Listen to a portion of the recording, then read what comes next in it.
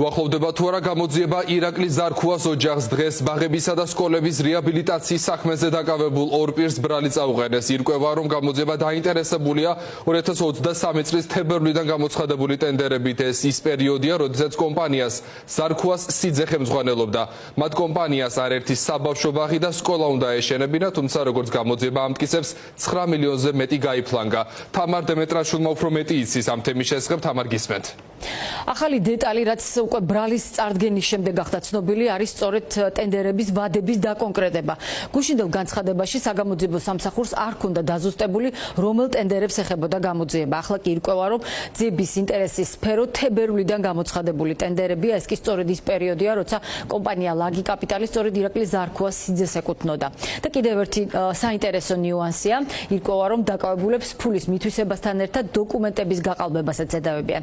კერძოდ კომპანიის გამოცდილების დამადასტურებელი დოკუმენტების გაყალბებას, რამაც პროკურატურის მტკიცებით ამ კომპანიას ტენდერებში გამარჯვების საშუალება მისცა. შესაბამისად, კიდევ უფრო მეტი კითხვა ჩნდება ალექსანდრე ამისულაშვილთან მიმართებაში. ლოგიკურად, თუ კი ამისულაშვილის კომპანიას გამოცდილება ჰქონდა, რატომ დასჭირდებოდა ახალ მფლობელს ამ დოკუმენტების გაყალბება? და თუ არ ჰქონდა, როგორ მოიგო მაშინ ათეულობით მილიონის ღირებულების ტენდერი ზარქუას სიძის მფლობელობის დროს გამოცხადებულ ტენდერებში ამ კომპანიამ შეგვიძლია პროკურატურის განცხადება მოვისმინოთ. საქართველოს მუნიციპალური განვითარების ფონდმა 2023 წლის თებერვლიდან გამოაცხადა ტენდერები ჩოხატაურის, ოზურგეთის, მცხეთის, ნინოწმინდის, დედოფლის წყაროს, გორისა და ბათუმის მუნიციპალიტეტებში საბავშვო ბაღების პროექტირება მშენებლობის თაობაზე. გამოცხადებულ ტენდერებში გასამარჯვებლად ბრალდებულებმა დაამზადეს და სხვა საჭირო დოკუმენტაციასთან ერთად კომპანიის სამუშაო გამოცდილების შესახებ ყალბი აუდიტორული დასკვნაც არადგინეს. ტენდერებში გამარჯვების შემდეგ ბრალდებულებმა მუნიციპალური განვითარების ფონდისაგან თანხების ჩარიცხვა ვითონდა ბაღების სამშენებლო სამუშაოების დასაწყებად, წინსწრებად მოითხოვეს და მიიღეს. დაკავებულებს ბრალდება წინასწარი შეთანხმებით ჯგუფის მიერ ჩადენილი დიდი ოდენობით თანხის თაღლითურად დაუფლების, უკანონო შემოსავლის ლეგალიზაციის და ყალბი ოფიციალური დოკუმენტის დამზადება გამოყენების ფაქტზე წარედგინათ, რაც სასჯელის სახით 9-დან 12 წლამდე თავისუფლების აღკვეთას ითვალისწინებს. ოცნების დეპუტატი ირაკლის ზარქუა უარყოფს მისი ოჯახის შესაძლო კავშირს ამ დანაშაულთან, ამბობს, რომ არ იცის რატომ გააჩუქა მისმა სიძემ კომპანია უცნობ ადამიანებზე. რაც შეეხება მომხდარს, ამტკიცებს, რომ ის თავად იყო დაინტერესებული ამ საქმის გამოძიებით, რამდენიმე წლის წინ განცხადება პარლამენტშიც გააკეთა. ადვოკატი კი ამბობს, რომ დაკავებულები იყენებენ დუმილის უფლებას და არ იცის მიცემული აქვთ თუ არა მათ ჩვენება დაკავებამდე. და ეს იმ ფონზე, როცა ზარქუას დამ დღეს Facebook პოსტში დაწერა, რომ დაკავებულების ჩვენებების გაცნობის შემთხვევაში ოჯახის უდანაშაულობაში დარწმუნდებოდა საზოგადოება.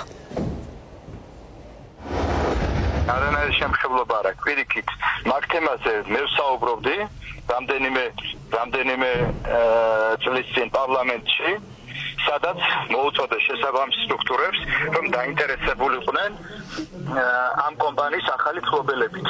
ჩემი სიძე, როდესაც იყო იმ კომპანიაში, კერძო სექტორში მუშაობდა და კორპუსებს აშენებდა, სულ რამდენიმე კორპუსი.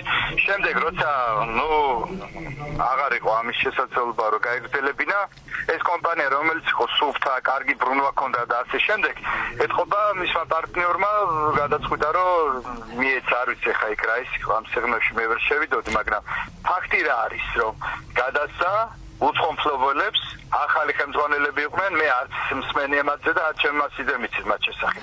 ამ ეტაპზე იყენებს მის კონსტიტუციის გარანტირებულ აბსოლუტურ უფლებას, სასახლე დუმილის უფლება და აქვს ეს პოზიცია. ჩვენება მისცა თუ არ მისცა?